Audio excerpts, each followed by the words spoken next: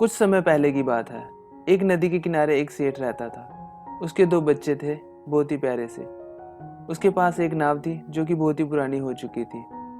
उसने उसे पेंट करवाने का सोचा और अगले ही दिन उसे एक पेंटर को बुलाया। सेठ ने उस पेंटर को नाव दिखाई और उसको काम समझाकर वो अपने काम पर चला गया। जब वो सेठ शाम को वापस लौटा तो घर के बाहर भीड़ लगी देखकर घबरा गया। उसके दोनों बेटे गायब थे और सभी उनको खोज रहे थे।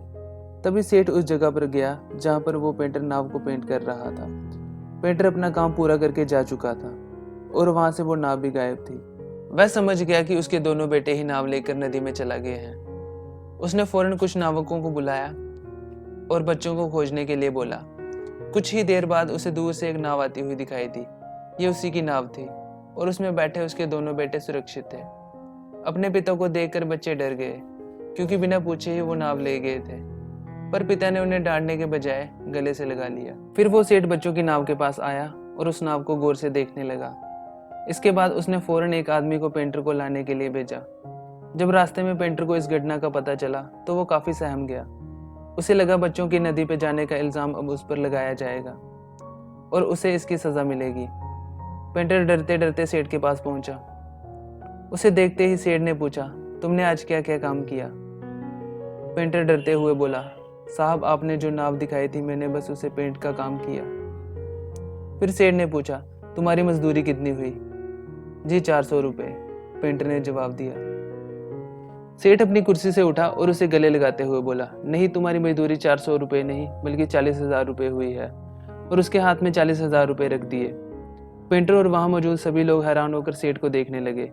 किसी को कुछ समझ नहीं आ रहा था कि आखिर ये सेठ ऐसा क्यों कर रहे हैं। तभी वो सेठ बोला, आप लोग सोच रहे होंगे मैं इसे 400 रुपये के काम के 40,000 क्यों दे रहा हूँ। ऐसा इसलिए क्योंकि इस पेंटर की वजह से आए मेरे दोनों बेटों की जान बच गई। जिस नाव को लेकर वो नदी में गए थे उसमें एक छोटा सा छेद था, मगर नाव को पेंट करते समय इसने वो छेद भर दिया था, जबकि ये काम इसका नहीं था, ना ही इसने इसके कोई पैसे मांगे। अगर इसने अपने स्वार्थ की वजह से ये काम नहीं किया होता तो शायद आज मैं अपने दोनों बेटों को खो चुका होता। अब मैं जिंदगी भर इसका आभारी रहूंगा। फिर उस पेंटर ने उस सेठ को वो पैसे वापस देते हुए कहा, मैं ये पैसे नहीं ले सकता क्योंकि वो तो मेरे काम का हिस्सा था।